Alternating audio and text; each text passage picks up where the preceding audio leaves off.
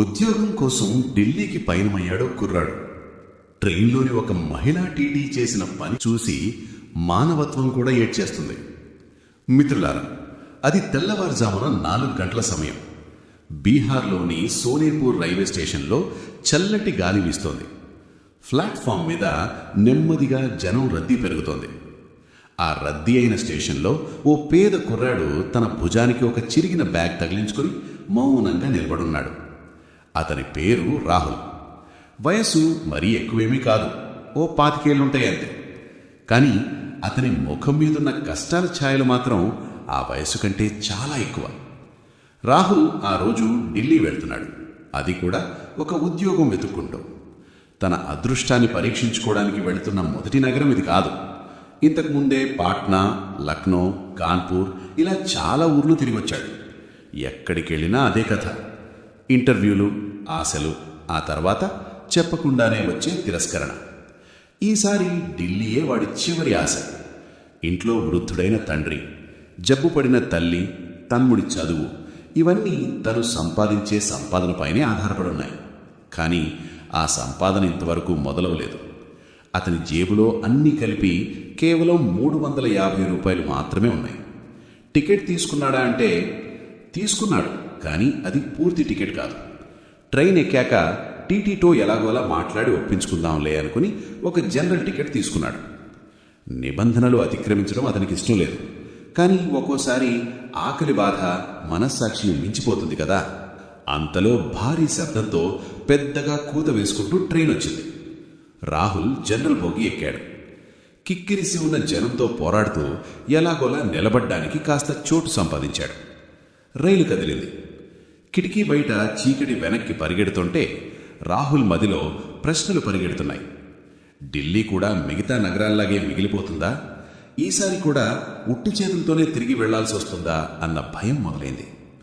1 గంట తర్వాత రైలు మంచి వేగంతో వెళుతోంది.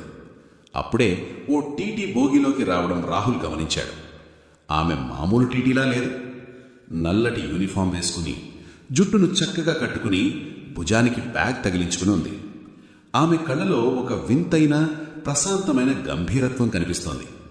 వయసు సుమారు 22 ఏళ్లుంటాయి. చూడ్డానికి కఠినంగా లేకపోయినా ఆమె చూపుల్లో మాత్రం మంచి ఆత్మవిశ్వాసం ఉట్టిపడుతోంది. ఆమె పేరు అనన్య. అనన్య రైల్వేకి కొత్తేమీ కాదు. కానీ ఆ రోజు డ్యూటీ ఆమెకు కూడా అంత సులువేం కాదు. ఆమెకి నిబంధనలు తెలుసు, వాటిని గౌరవిస్తుంది, తూచా తప్పకుండా పాటిస్తుంది కూడా. ఆమెకి ఉద్యోగం అంటే కేవలం డబ్బులు సంపాదించడం కాదు, అదొక బాధ్యత. రూల్ అంటే రూలే అని ఆమెకు గట్టిగా నేర్పించారు. ఆమె ప్రయాణికుల టికెట్లు చెక్ చేసుకుంటూ ముందుకొస్తోంది. అందరి చూపులు ఆమె మీదే పడుతున్నాయి, మళ్ళీ పక్కకు తప్పుకుంటున్నాయి. రాహుల్ గుండె దడదడ కొట్టుకోవడం మొదలైంది. చేతులు చెమటలు పడ్డాయి. ఇప్పుడేమవుతుందో? దొరికిపోతే ఫైన్ వేస్తారు, ఒకవేళ దించేస్తే అని భయపడుతుండగానే అనన్య సరిగ్గా అతని ముందు వచ్చి ఆగింది. టికెట్ చూపించండి అంది. ఆమె గొంతు ప్రశాంతంగా ఉన్నా చాలా సూటిగా ఉంది. రాహుల్ తన జేబులోంచి జనరల్ టికెట్ తీసి సైలెంట్గా ఆమె చేతిలో పెట్టాడు. అనన్య ఆ టికెట్ చూసి మళ్ళీ రాహుల్ వైపు చూసింది. మీ సీటు అని అడిగింది. లేదండి మేడం అని నెమ్మదిగా బదులిచ్చాడు. అనన్య ఒక క్షణం ఆగి, ఎక్కడిదాకా వెళ్ళాలి అని అడిగింది. ఢిల్లీ అన్నాడు.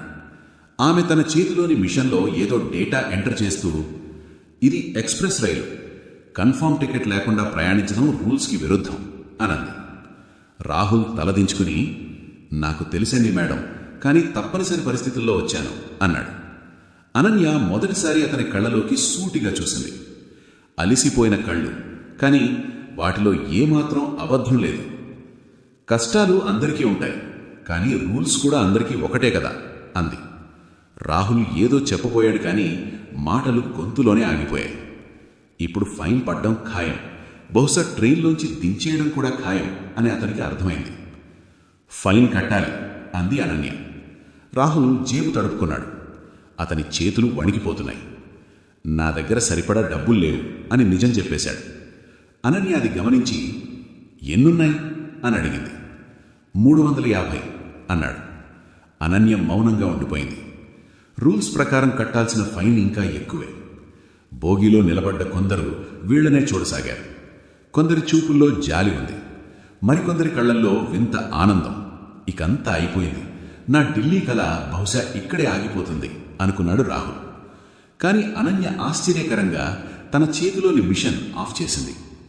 ఉద్యోగం కోసమే కదా వెళుతున్నది అని అడిగింది. రాహుల్ అవాక్కయ్యాడు. అవునండి మేడం అన్నాడు. ఎలాంటి ఉద్యోగం అని మళ్ళీ అడిగింది. ఏదైనా పర్వాలేదు, పని దొరికితే చాలు అన్నాడు. అనన్య ఒక దీర్ఘశ్వాస తీసుకుంది. అది కేవలం అలసటతో తీసుకున్న శ్వాస కాదు, రూల్స్కి మానవత్వానికి మధ్య నలిగిపోతున్న ఒక అమ్మాయి నిట్టూర్పది. ఆమె చుట్టూ ఒకసారి చూసి రాహుల్తో నెమ్మదిగా, సరే మీరిప్పుడు వెళ్ళి ఆ సీట్లో కూర్చోండి, నేను తర్వాత వస్తాను అంది. రాహుల్కి నమ్మబుద్ధి కాలేదు. వినపడలేదా, వెళ్ళి కూర్చోండి అంటున్నాను అంది. ఆమె గొంతు ఇప్పటికీ ప్రశాంతంగానే ఉంది. రాహుల్ ఇంకేమీ అడగకుండా పక్కనే ఉన్న ఖాళీ సీట్లో కూర్చున్నాడు. అనన్య ముందుకెళ్ళిపోయింది. కానీ ఆమె అడుగుల్లో ముందంత కఠినత్వం లేదు. రాహుల్ ఊపిరి పీల్చుకున్నాడు. ఆమె నిజంగానే వదిలేసిందా, లేక ఏదైనా పెద్ద తుఫానుకు ముందున్న ప్రశాంతత అనేది తనకి అర్థం కాలేదు. రైలు ముందుకు సాగుతోంది. స్టేషన్లను దాటుకుంటూ వెళ్ళిపోతోంది. ఆ రోజు ఆ రైలు ప్రయాణంలో ఒక టీటీ తీసుకున్న ఆ చిన్న నిర్ణయం తన జీవిత గమనాన్నే మార్చబోతోందని రాహుల్ అస్సలు ఊహించలేదు. ఎందుకంటే ఇది కేవలం టికెట్ వ్యవహారం కాదు, అతని అదృష్టం మలుపు తిరగడానికి పడిన మొదటి అడుగని అతనికి తెలియదు. ఆ మలుపు కూడా మరెంతో దూరంలో లేదు. రైలు ఇప్పుడు ఫుల్ స్పీడ్లో వెళుతోంది. సోనేపూర్ ఎప్పుడో వెనకబడిపోయింది. ఉదయిస్తున్న సూర్యుని లేత కిరణాలు కిటికీలోంచి బోగీలోకి పడుతున్నాయి. రాహుల్ సీట్లో కూర్చున్నాడు, కానీ వాడి మనసు మాత్రం కుదురుగా లేదు. అనన్య ఎప్పుడొస్తుందో, మిషన్ ఆన్ చేసి లే ఫైన్ కట్టు లేదా వచ్చే స్టేషన్లో దిగిపో అని ఎప్పుడు అంటుందో అని భయంగా గందరగోళంగా ఎదురుచూస్తున్నాడు. కానీ అలా ఏమీ జరగలేదు. అనన్య భోగి అంతా టికెట్లు చెక్ చేస్తూనే ఉంది. ఆమె ప్రతి ప్రయాణికుడితోనూ అదే కఠినమైన కానీ మర్యాదపూర్వకమైన స్వరంతో మాట్లాడుతోంది. రాహుల్ ఆమెను దూరం నుంచే గమనిస్తున్నాడు. ఆమె నడిచే తీరు, ప్రతి విషయంలో క్రమశిక్షణ చూసి ఈమె ఇంత కఠినంగా ఉంటే మరి నన్నెందుకు వదిలేసింది అని ఆలోచిస్తున్నాడు. సుమారు అరగంట తర్వాత అనన్య మళ్లీ రాహుల్ సీటు దగ్గరికి వచ్చింది. ఈసారి ఒంటరిగా. నీ పేరేంటి అని అడిగింది. రాహుల్ నిటారుగా కూర్చుని రాహుల్ అన్నాడు. ఎక్కడుంటారు అని అడిగితే బీహార్లోని సివాన్ దగ్గర ఓ చిన్న పల్లెటూరు అని బదులిచ్చాడు. అనన్య ఏదో నోట్ చేసుకుని ఢిల్లీలో ఎవరి దగ్గరికి వెళుతున్నారు అని అడిగింది. ఎవరి దగ్గరికి కాదు, అక్కడ పని దొరుకుతుందని విన్నాను, అందుకే వెళుతున్నాను అని రాహుల్ ఏమాత్రం తడబడకుండా నిజం చెప్పేశాడు. అనన్య మొదటిసారి అతని బ్యాగ్ని గమనించింది. అది చాలా పాతది, ఎన్నో చోట్ల చిరిగిపోయి కుట్లు వేసి ఉంది. చదువు అని అడిగింది. బిఏ చేశాను, కానీ మార్కులంతగా రాలేదు అన్నాడు రాహుల్. అనన్య తల ఊపింది. ఇదేమీ ఇంటర్వ్యూ కాదు, కానీ ఆమె అడిగే ప్రశ్నల్లో ఒక ఆసక్తి ఉంది. నీకో విషయం తెలుసా, నేను తలుచుకుంటే ఇప్పటికైనా నీకు ఫైన్ వేయగలను అంది. రాహుల్ గుండె ఒక్కసారిగా ఆగినంత పనైంది. అదే భయంతో నాకు తెలుసండి మేడం అన్నాడు. అయినా కూడా నువ్వు నాకు అబద్ధం ఎందుకు చెప్పలేదు అని ఆమె సూటిగా అంది. రాహుల్ చిన్న స్వరంతో, అబద్ధం చెబితే మాత్రం ఏమొస్తుంది మేడం, దించేస్తే దిగాల్సిందే కదా అన్నాడు. అనన్య కొన్ని సెకండ్లు మౌనంగా ఉండిపోయింది. ఆ తర్వాత ఆమె, రూల్స్ మమ్మల్ని కఠినంగా ఉండమని నేర్పుతాయి, కానీ మనుషులుగా ఉండటం మర్చిపోకూడదు కదా అంది. ఆ మాట రాహుల్ చెవుల్లో కాదు, నేరుగా గుండెల్లోకి వెళ్ళి నాటుకుంది. నేను ఢిల్లీ దాకా వెళ్ళాలని అనుకుంటున్నాను అంటే ఆమె మాట మధ్యలోనే ఆపి, నువ్వు వస్తావనుకుంటున్నావు అంది. రాహుల్ కళ్ళలో నీళ్లు తిరిగాయి. మేడం నేను అంటూ తడబడుతూ అన్నాడు. కృతజ్ఞతలు తర్వాత చెబుతూలే అని మధ్యలోనే ఆపేసింది. ముందు నాకు మాట చెప్పు, ఒకవేళ ఢిల్లీలో పని దొరకపోతే ఏంటి అని అడిగింది. రాహుల్ ఏమాత్రం ఆలోచించకుండా, మళ్లీ ప్రయత్నిస్తాను, ఓడిపోయి చేతులెత్తేసే హక్కు నాకు లేదు అన్నాడు. అనన్య వాడివైపు చూసింది. ఈసారి ఆమె చూపుల్లో ఒక అధికారి కాదు, ఒక తోటి మనిషి కనిపించింది. నా డ్యూటీ ఇంకా అయిపోలేదు, కానీ ఒకవేళ ఎవరైనా నిన్ను అడిగితే నా పేరు చెప్పు, నా పేరు అనన్య వర్మ అని చెప్పి ముందుకెళ్ళిపోయింది. రాహుల్ ఆ పేరును తన మదిలో పదిలంగా దాచుకున్నాడు. రాహుల్ మనసులో ఉన్న అలజడి అంతా సద్దుమణింది. ఇప్పుడు ఈ ప్రయాణం కేవలం ఢిల్లీ చేరడం కోసమే కాదు, ఎవరో తెలియని ఒకరి నమ్మకాన్ని నిలబెట్టే ప్రయాణంలా అనిపించింది. మధ్యాహ్నం అవుతోంది. రైలు చాలా స్టేషన్లు దాటేసింది. రాహుల్ మొదటిసారి ప్రశాంతంగా తన అమ్మ కట్టించిన అన్నం తిన్నాడు. ప్రతి ముద్ద తింటున్నప్పుడు ఎవరో తనను జాగ్రత్తగా చూసుకుంటున్నారన్న భావన కలిగింది. సాయంత్రం అవుతోంది. అనన్య డ్యూటీ దాదాపు ముగిసే సమయం దగ్గర పడింది. ఆమె మళ్లీ రాహుల్ దగ్గరికి వచ్చింది. ఢిల్లీ చేరడానికి ఇంకా చాలా టైం పడుతుంది. నీకేమైనా ఇబ్బంది ఉంటే నాకు చెప్పు అంది. రాహుల్ కాస్త ధైర్యం చేసి, మేడం, మీరు రోజు ఇలాంటి నిర్ణయాలే తీసుకుంటారా అని అడిగాడు. అనన్య చిన్నగా నవ్వి, లేదు, కానీ కొందరు మనుషులు రోజు తారసపడరు కదా అంది. రాహుల్ ఇంకేమీ మాట్లాడలేకపోయాడు. అనన్య వెనుదిరిగి 2 అడుగులు వేసి ఆగి మళ్ళీ, రాహుల్, ఢిల్లీకి వెళితే కేవలం ఉద్యోగమే కాదు, మనిషి కూడా మారిపోతాడు అని ఆ మాట చెప్పి ఆమె వెళ్ళిపోయింది. ఇప్పుడు రాత్రి పడింది. రైలు కారు చీకట్లను చీల్చుకుంటూ ముందుకు దూసుకుపోతోంది. భోగిలో లైట్లు డిమ్ అయ్యాయి. చాలామంది ప్రయాణికులు నిద్రలోకి జారుకున్నారు. కానీ రాహుల్ కళ్ళలో మాత్రం కునుకు లేదు. ఢిల్లీ మనిషిని మార్చేస్తుంది అని అనన్య అన్న మాటలే వాడి బుర్రలో గిర్రున తిరుగుతున్నాయి. నేను మారిపోతానా లేక కష్టాలకు కుంగిపోతానా అని తనలో తానే మథనపడుతున్నాడు. రాత్రి సుమారు 10 గంటల సమయంలో రైలు ఒక పెద్ద జంక్షన్లో ఆగింది. ఒక్కసారిగా భోగిలో హడావిడి మొదలైంది. కొందరు ఎక్కుతున్నారు, మరికొందరు దిగుతున్నారు. ఆ రద్దీలోనే 2 ఆర్పీఎఫ్ జవాన్లు కూడా లోపలికి వచ్చారు. వాళ్ల ముఖాల్లో గంభీరత్వం, కళ్లలో పదును కనిపిస్తోంది. టికెట్లు చెక్ జరుగుతుంది అని ఒక జవాన్ పెద్ద గుంటుతో అన్నాడు. రాహుల్ గుండె దడదడలాడింది. బ్యాగులో ఏమీ లేదని తెలిసినా వాడి చేతులు దానంతటా అవే బ్యాగ్ జిప్ దగ్గరికి వెళ్లి టికెట్ వెతుకుతున్నట్లుగా తడుముకుంటున్నాయి. ఒక్కొక్కరిగా అందరి టికెట్లు అడుగుతూ వస్తున్నారు. రాహుల్ వంతు దగ్గర పడుతోంది. ఇప్పుడేంటి పరిస్థితి? అనన్య మేడం పేరు చెప్పాలా వద్దా అని లోపల సతమతం అవుతున్నాడు. ఇంతలో ఓ జవాన్ కఠినంగా, ఏయ్, నీ టికెట్ ఏది అని గద్దించాడు. రాహుల్ తమాయించుకుని, సార్, నా దగ్గర కన్ఫర్మ్ టికెట్ లేదు అన్నాడు. ఆ జవాన్కు కోపం వచ్చింది. మరిక్కడేం చేస్తున్నావు అని అరిచాడు. అప్పటికే భోగిలో కొందరు నిద్రలేచారు. అందరి చూపులు రాహుల్ మీదే ఉన్నాయి. నేను ఉద్యోగం వెతుక్కోవడానికి ఢిల్లీ వెళుతున్నాను సార్ అని రాహుల్ నిజం చెప్పాడు. ఆ జవాన్ నవ్వుతూ, ఉద్యోగం అందరూ వెతుకుతారా బాబు, కానీ టికెట్ లేకుండా ప్రయాణించడానికి ఎవరికీ అనుమతి లేదు అంటూ వాణ్ణి లేవమని సైగ చేయబోయాడు. సరిగ్గా అప్పుడే వెనక నుంచి, ఆగండి అని ఒక గొంతు వినిపించింది. అది అనన్యే. ఆమె అప్పుడు యూనిఫామ్లో లేదు, కానీ ఆమెను చూడగానే ఎవరైనా గుర్తుపట్టచ్చు. తన ఐడి కార్డ్ చూపిస్తూ, ఈ ప్రయాణికుడు నా బాధ్యత అని చాలా స్పష్టంగా నిదానంగా చెప్పింది. ఆ ఆర్పీఎఫ్ జవాన్ ఆమెను పైనుంచి కిందకు చూసి, మేడం, రూల్స్ అందరికీ ఒకటే కదా అన్నాడు. అనన్య గొంతులో ఈసారి ఎలాంటి మృదుత్వం లేదు. రూల్స్తో పాటే మనుషుల్లో మానవత్వం, విచక్షణ కూడా ఉండాలి కదా సార్ అంది. భోగి అంతా సైలెంట్ అయిపోయింది. ఈ కుర్రాడు మొదటిసారి ఢిల్లీ వెళుతున్నాడు. చేతిలో డబ్బులు లేవు, కానీ వాడి ఉద్దేశం చాలా స్పష్టంగా ఉంది.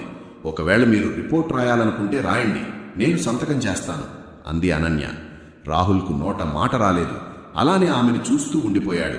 తన కోసం ఆవిడ అంత పెద్ద రిస్క్ తీసుకుంటోందో తనకి అర్థం కాలేదు. ఆ జవాన్ కొన్ని సెకండ్లు ఆలోచించాడు.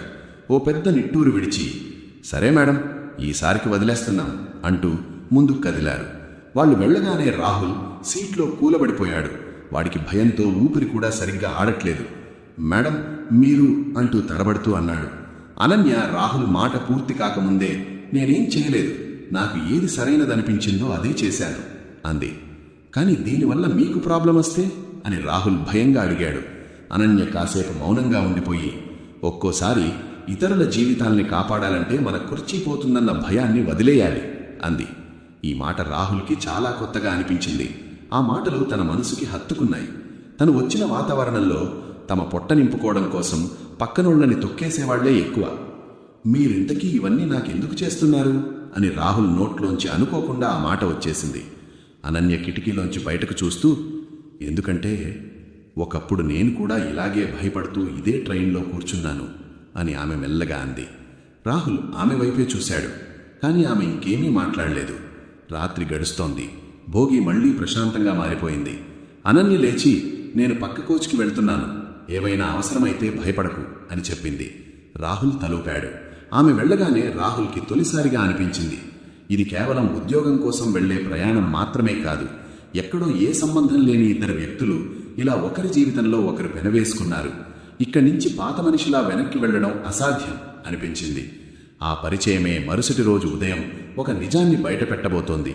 ఆ నిజం తాలూకు అలజడే రాహుల్ని రాత్రంతా నిద్రపోనివ్వలేదు. కిటికీలోంచి వస్తున్న చల్లగాలి వాడి ముఖాన్ని తాకుతున్నా లోపల మాత్రం ఏదో తెలియని వేడి, ఆందోళన, ఆశ, మాటల్లో చెప్పలేని కృతజ్ఞత అన్నీ కలిసి వాణ్ణి సతమతం చేస్తున్నాయి. ఇలాగే తెల్లవారి 4 గంటలైంది. భోగిలో ప్రయాణికుల అలికిడి మొదలైంది. కొందరు నిద్రలేచి నీళ్ల కోసం వెళుతున్నారు, మరికొందరు ఛాయ్ కోసం ఎదురుచూస్తున్నారు. రాహుల్ సీట్లో నిటారుగా కూర్చున్నాడు. రాత్రి అనన్య వెళ్లిన దారి వైపే పదే పదే చూస్తున్నాడు. కాసేపటికి ఆమె మళ్లీ కనిపించింది. అదే ప్రశాంతమైన ముఖం, అదే గంభీరమైన నడక. కాని ఈరోజు కళ్లలో రాత్రంతా పడ్డ అలసట స్పష్టంగా కనిపిస్తోంది. రాహుల్ని చూసి చిన్నగా నవ్వి ఎదురుగా ఉన్న సీట్లో కూర్చుంది. నిద్ర పట్టిందా అని క్యాజువల్గా అడిగింది. రాహుల్ అడ్డంగా తలూపాడు. మీకు అలవాటైపోయినట్టుంది అన్నాడు రాహుల్. అనన్య నవ్వి, డ్యూటీలో ఉన్నప్పుడు నిద్రను పక్కనే ఉంచుకోం అంది. కాసేపు ఇద్దరూ ఏమీ మాట్లాడుకోలేదు. తర్వాత రాహుల్ ధైర్యం చేసి, మేడం, నిన్న మీరు చేసిన సహాయానికి కృతజ్ఞతలు చెప్పినా తక్కువే అన్నాడు. అనన్య మధ్యలోనే అడ్డుకుని, థ్యాంక్స్ ఏం అవసరం లేదు, నాకో మాట ఇవ్వు చాలు అంది. ఏంటది అని రాహుల్ వెంటనే అడిగాడు. ఢిల్లీకి వెళ్ళాక ఎలాంటి పరిస్థితుల్లోనూ తప్పుడు దారి పట్టద్దు. సులభంగా డబ్బులొచ్చే దారులు చాలా కనిపిస్తాయి, కానీ సరైన మార్గంలో వెళ్లడమే కష్టం. కాస్త లేట్ అవ్వచ్చు కూడా అంటూ ఆమె వాయిస్ సీరియస్ అయింది. రాహుల్ ఏమాత్రం ఆలోచించకుండా, మీ మీద మీరు పెట్టుకున్న నమ్మకాన్ని ఎప్పటికీ వమ్ము చేయను మేడం అని మాట ఇచ్చాడు. అనన్య రాహుల్ని తీక్షణంగా చూసింది. ఆ చూపుల్లో వీణ్ణి నమ్మచ్చా లేదా అన్న అనుమానం కూడా ఉంది. రైలు ఒక చిన్న స్టేషన్లో ఆగింది. ఛాయ్ ఛాయ్ అని ఒకటి అరుపు వినిపించింది. రాహుల్ వెంటనే లేచి, ఛాయ్ తీసుకురానా అని అడిగాడు. అనన్య వద్దని చెప్పబోయి ఆగి, సరే తీసుకురా, కానీ ఈసారి డబ్బులు నావి అంది. రాహుల్ చిన్నగా నవ్వి వెళ్ళాడు. ఛాయ్ వచ్చింది. ఇద్దరూ సైలెంట్గా తాగేశారు. ఢిల్లీ ఇంకెంతో దూరంలో లేదు. రైలు ముందుకు సాగుతున్న కొద్దీ రాహుల్ లోపల భయం పోయి ధైర్యం పెరుగుతోంది. ఇప్పుడు తన ఉద్యోగం గురించి ఆలోచించడం లేదు. తన మీద అనన్య పెట్టుకున్న నమ్మకాన్ని ఎలా నిలబడాలన్న దాని మీదే వాడి ధ్యాసంతా. సడన్గా అనన్య ఫోన్ మోగింది. హలో, ఎస్ సార్, అర్థమైంది సార్, ఓకే అని ఫోన్ పెట్టేసింది. ఆమె ముఖంలో టెన్షన్ కనబడింది. అంతా ఓకేనా మేడం అని రాహుల్ అడిగాడు. ఢిల్లీ చేరగానే నేను ఆఫీస్లో రిపోర్ట్ చేయాలి. ఈ రోజు నాకు చాలా కష్టంగా గడిచేలా ఉంది అంది. రాహుల్ కొద్దిసేపు ఆగి, ఒకవేళ మీరు నిన్న చేసిన పని వల్ల మీకు ప్రాబ్లం వచ్చి అలా చేసి తప్పు చేశానేమో అని మీకు అనిపిస్తే ఒక మనిషి జీవితం నాశనం కాకుండా కాపాడాను అని గుర్తు చేసుకోండి మేడం అన్నాడు. అనన్య రాహుల్ వైపు చూసింది. ఆమె చూపుల్లో ఇప్పుడు పై అధికారి అనే ఫీలింగ్ లేదు. రాహుల్ అని తొలిసారి ఆమె వాడి పేరు పెట్టి పిలిచింది. నేనేం తప్పు చేయలేదు. ఒకవేళ మళ్లీ అలాంటి పరిస్థితే వస్తే నేను మళ్లీ అదే చేస్తాను అంది దృఢంగా. రైలు స్పీడ్ తగ్గింది. చుట్టూ ఎత్తైన బిల్డింగ్లు కనిపిస్తున్నాయి.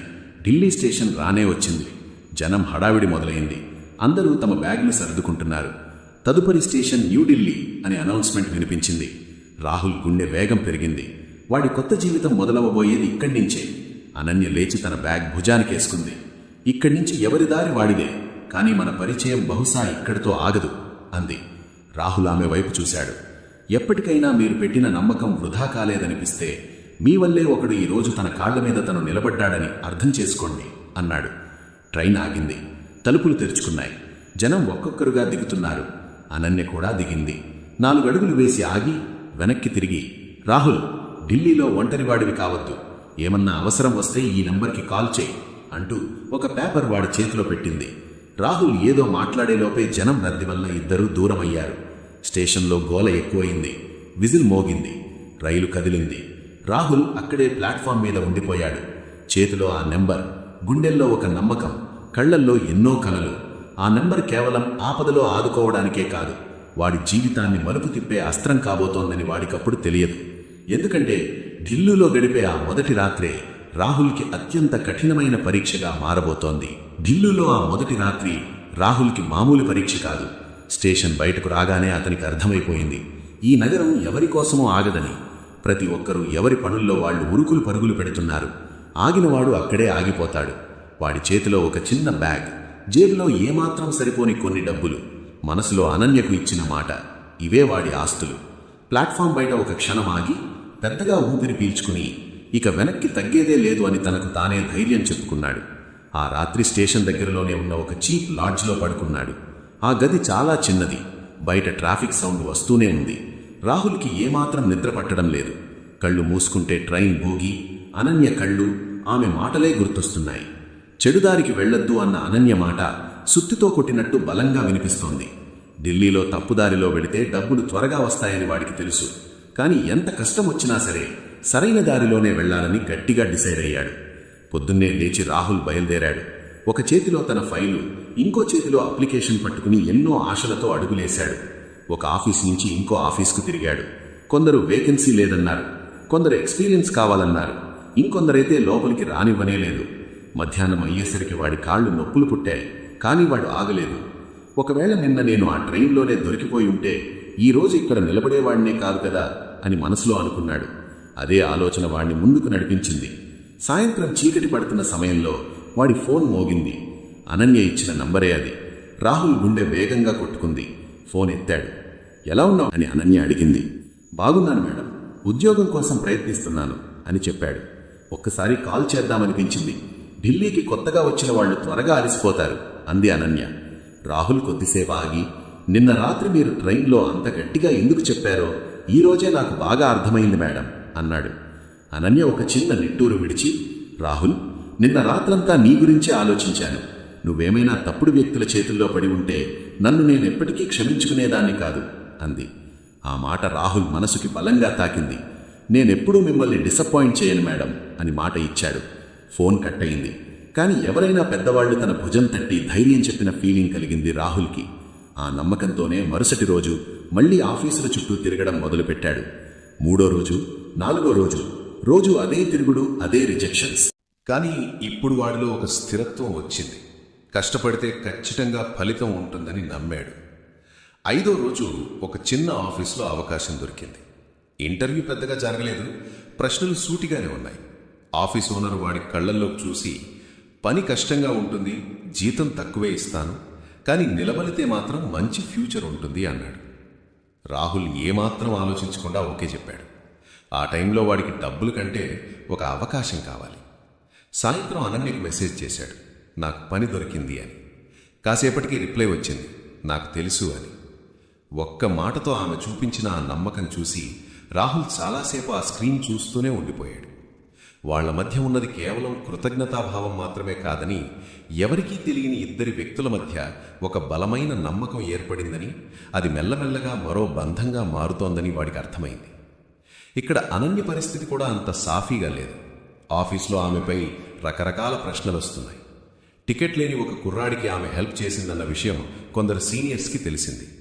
రూల్స్ గురించి క్లాస్ పీకారు. ఇంకోసారి ఇలాంటివి రిపీట్ అయితే ఒప్పుకునేది లేదు అని గట్టిగా వార్నింగ్ ఇచ్చారు. అనన్య అంతా మౌనంగా వింది, కానీ వెనక్కి తగ్గలేదు.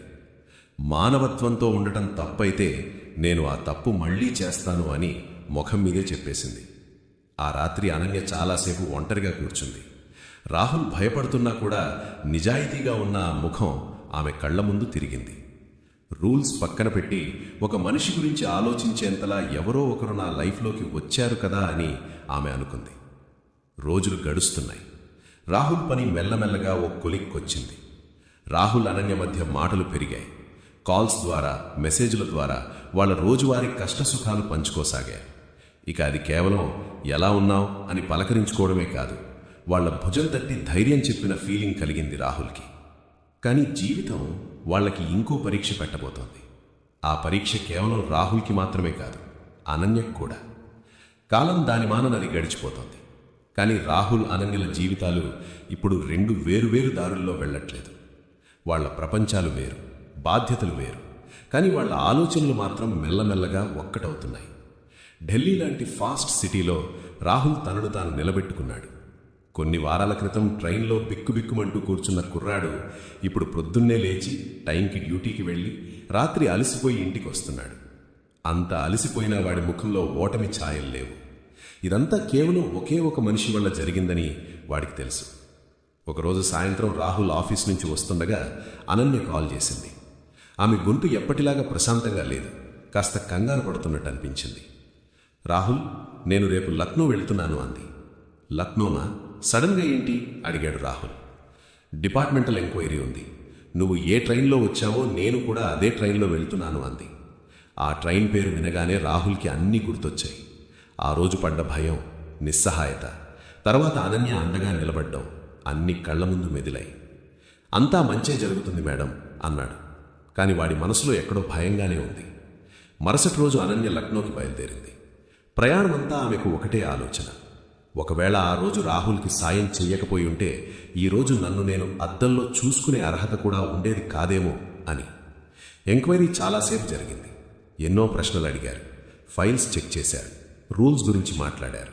చివరికి సీనియర్ ఆఫీసర్, మీరు రూల్స్ బ్రేక్ చేశారు, కానీ మీ ఉద్దేశం మంచిదే, నెక్స్ట్ టైం నుంచి జాగ్రత్తగా ఉండండి అని వార్నింగ్ ఇచ్చి వదిలేశాడు. అనన్య ఊపిరి పీల్చుకుంది. సాయంత్రం రాహుల్కి కాల్ చేసి అంతా క్లియర్ అయిపోయింది అని చెప్పింది. రాహుల్కి అదొక మామూలు న్యూస్ కాదు. ఇన్ని రోజులుగా తన మనసులో ఉన్న భయానికి అది ముగింపు. ఆ తర్వాత కొన్ని వారాలకి రాహుల్కి తన ఉద్యోగంలో మొదటి సక్సెస్ దొరికింది. వాడి నిజాయితీ, కష్టపడే తత్వం చూసి వాడికి పర్మనెంట్ జాబ్ ఆఫర్ ఇచ్చారు. ఆ ఆఫర్ లెటర్ పట్టుకుని అలాగే చాలాసేపు కూర్చున్నాడు. ముందుగా వాడికి అనన్యే గుర్తొచ్చింది. వెంటనే కాల్ చేసి నాకు పర్మనెంట్ జాబ్ వచ్చింది అని చెప్పాడు. అవతలి వైపు కాసేపు సైలెంట్. ఆ తర్వాత అనన్య గొంతు, నాకు నీ మీద నమ్మకం ఉంది. ఆ మాటలో ఉన్న ఆత్మీయత చూసి రాహుల్ కళ్ళు చెమ్మగిల్లాయి. తను ఇప్పుడు తన కోసం మాత్రమే బ్రతకట్లేదని, తన కష్టం ఇంకొకరి నమ్మకంగా మారిందని వాడికి అర్థమైంది. కొన్ని రోజుల తర్వాత రాహుల్ వాళ్ల అమ్మా నాన్నల్ని ఢిల్లీకి పిలిపించాడు. అనన్య కూడా వాళ్ల ఫ్యామిలీని తీసుకొచ్చింది. ఎలాంటి డ్రామా లేదు, ఓవర్ యాక్షన్ లేదు. జీవితం కొన్నిసార్లు మనకి కావాల్సిన మనిషిని అతి విచిత్రమైన పరిస్థితుల్లో కలుపుతుంది అని ఆ రెండు కుటుంబాలు అర్థం చేసుకున్నాయి. పెద్దల అంగీకారంతో రాహుల్ అనన్యల పెళ్లి నిశ్చయమైంది. కొద్ది రోజుల తర్వాత చాలా సింపుల్గా పెళ్లి చేసుకున్నారు. పెద్ద హడావుడి లేదు, ఆర్భాటాలు లేవు. ఎన్ని కష్టాలొచ్చినా కలిసి ఎదుర్కొందాం, పారిపోవద్దు అన్న ఒక్క మాట మీద వాళ్ల జీవితం మొదలైంది. ఇప్పుడు ప్రొద్దున్నే రాహుల్ ఆఫీస్కి, అనన్య డ్యూటీకి వెళుతున్నప్పుడు ఇద్దరికీ ఒక విషయం బాగా తెలుసు. వాళ్ల కథేమీ సినిమా స్టోరీ కాదని. ఇది ఒక మామూలు కుర్రాడికి, ఒక నిజాయితీ గల ఆఫీసర్కి మధ్య జరిగిన కథ. కరెక్ట్ టైంకి మానవత్వం చూపించిన వాళ్లే ఇందులో హీరోలయ్యారు. ఇప్పుడు మిమ్మల్ని మీరే నిజాయితీగా ఒక ప్రశ్న అడగండి. ఒకవేళ మీరు అనన్య ప్లేస్లో ఉండి, మీ చేతిలో పవర్స్ ఉండి, మీ ఎదురుగా రాహుల్ లాంటి ఒక నిస్సహాయుడుంటే మీరు కేవలం రూల్స్ మాత్రమే ఫాలో అయ్యేవారా, లేక మానవత్వం చూపించేవారా? ఒకవేళ మీరు రాహుల్ ప్లేస్లో ఉండి జీవితంలో ఎవరో ఒకరు మీకు ఫస్ట్ టైం సపోర్ట్ చేస్తే మీరు ఆ నమ్మకాన్ని నిలబెట్టుకునేవారా, లేక అదొక అవకాశంగా వాడుకునేవారా? మీ మనసులో ఏమనిపిస్తోందో ఒక్క మాటలో కామెంట్ చేయండి. రూల్సా, మానవత్వమా? నేటి ప్రపంచానికి రూల్స్ కంటే మానవత్వమే ఎక్కువ అవసరమని మీకు అనిపిస్తే ఈ వీడియోని లైక్ చేసి షేర్ చేయండి. ఇలాంటి మరిన్ని మంచి కథల కోసం ఇప్పుడే మా ఛానల్ని సబ్స్క్రైబ్ చేసుకోండి. మళ్ళీ వచ్చే స్టోరీలో కలుద్దాం. అప్పటిదాకా సెలవు.